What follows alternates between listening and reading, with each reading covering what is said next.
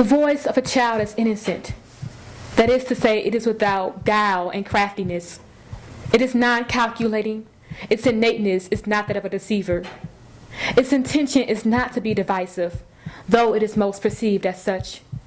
It is not meant to be pernicious, but rather to express its pains and sufferings. The voice of a child is trustworthy and unadulterated, yet it is inferior. It almost always goes unnoticed. It almost always is unheard. It is seldom taken serious, and because it is so intimidated, it seldom provokes a response. The voice of a child is not that of a perpetrator, yet there is none that comes to its rescue. It cries out from behind closed bedroom doors where sexual abuse takes place. It cries out from basements and cellars, from closets where cruel punishment occurs. It cries out from walls, stairways, even floors. It's been bashed and splattered against. No doubt it cries every morning it awakens to the reality of repeated expectation of the same. It cries every time it is returned to the same hands that so brutally crush it, only to receive more of the same. Until one day it cries out from a grave that has so prematurely silenced it forever.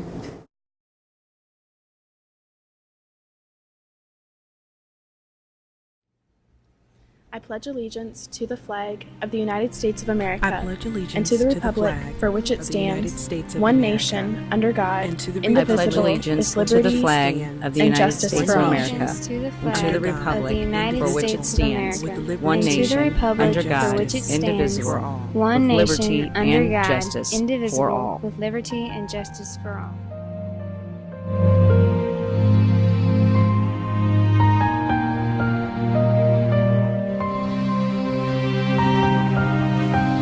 And that includes me. Please help. You're worthless to use this piece of slack!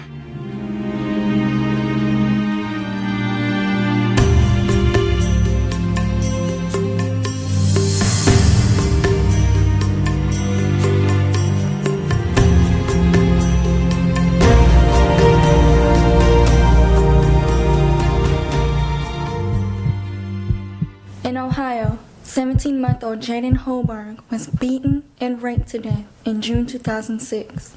13-year-old Tyler McMillan from North Carolina died in June 2008 from heat stroke and dehydration after being tied to a tree overnight. Selena McDonald was beaten to death in January of 2004. 3-year-old Zahid Jones of Florida was beaten to death in May of 2007.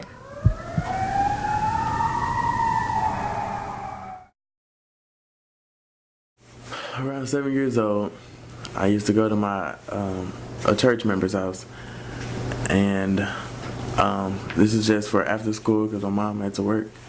One day I was over there and he asked me to come in his room. I went in there because he was watching us, took advantage of the whole situation, bent me over and it's raped me.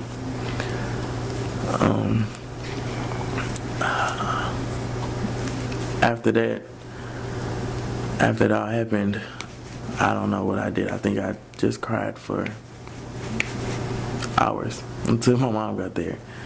And he told me not to tell anyone. He told me to stop crying when she got there, so he wouldn't get in trouble. He said it would destroy his life. We need to be forceful about it. It is our duty to protect our children, and I honestly think that we're not doing enough. When you hear the statistics every day, watch the news that a child has been killed, a 2-year-old, it's unacceptable. We have to come together as a community to work collaboratively to address the issues. Much of the crime that's going on in our community is a result of child abuse and neglect. We have to come together to address that. And I think that the key to it all is communication and collaboration. The systems of this world have not been fair, and God knows as true. Systemic injustice and incompetence have led our country down the rocky terrain of mayhem. We don't stop and find what the root cause is. It is just going to continue to be a vicious cycle. I think the system needs to put these, I just want to say, some check and balance systems. So we are not just bringing a child through foster care, placing them in a home, and not knowing, number one, what's going on in that foster home, because often you find that they are not really being treated with the respect that they should be, that sometimes the foster care parents are there only taking the kids in for the financial resources that they're going to gain as a result of it. So if we can really be totally 100% concerned about the child, that child's welfare, we will then, I think, bring an end to so many kids whose lives are just totally, I want, maybe it's just say lost. You know, you're living, you're breathing, but you really have no hope. And I'm thinking that legislation could be put in place.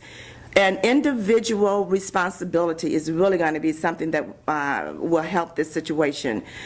Don't look at this as if I can't get involved. I'm not going to get involved. It's not my problem. It is our problems. We have a responsibility to take care of our children. You are empowered as an individual to get involved and make a difference so that our kids can have an opportunity to have a full, healthy life, which every person has been given that right. Personal responsibility has a role at least beside, if not in front of, social justice. You see, each of us has a choice to make. We can stand with angry fists raised while perpetually and pathologically blaming a system of dysfunction for its legacy of abnormalities and misappropriations of justice. Or we can assume the responsibility by expediting a cure to a crisis we did not create, but refuse to remain a victim of. You see, it is quite unhealthy to blame yourself for things you did not do. But I think it to be quite healthy to assume the responsibility for things you can change. Emphatically stated by T.D. Jakes. At age 11, I was in Boy Scouts, and we were at first aid, merit badge training, and it was in the basement of a Catholic church. And the police officer that was doing the training, he said he needed a victim. He picked me, he closed the door, it was just me and him, and he locked it. And he molested me, and it was very confusing. It was very mind-numbing. Second incident that happened in my lifetime, that I was around 15 years old. And he was an individual in his 60s. He would introduce me to some of the priests, some of the bishops, some of the cardinals that would come from the Vatican that would visit and that were in the St. Louis area of the hierarchy of the Archdiocese. And he would take me to cardinal ball games, he would take me to dinner and things like that, and he was helping me with soccer. He would set me up to play professional, former professional soccer players and professional soccer players around. He would utilize that social network of the Catholic, the Archdiocese, to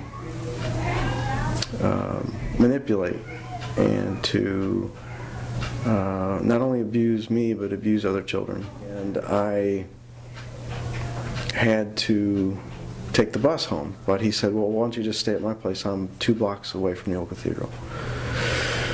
So I did, and he used a shot, some kind of anesthesia, and he put it into my left heel of my foot while I was almost asleep.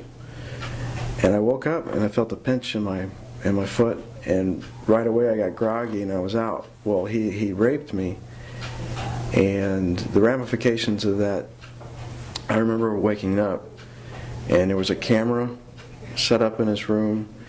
He had punched a hole in my shoe because I was putting on my shoes and I was confused. My rear hurt very, very, very bad. And I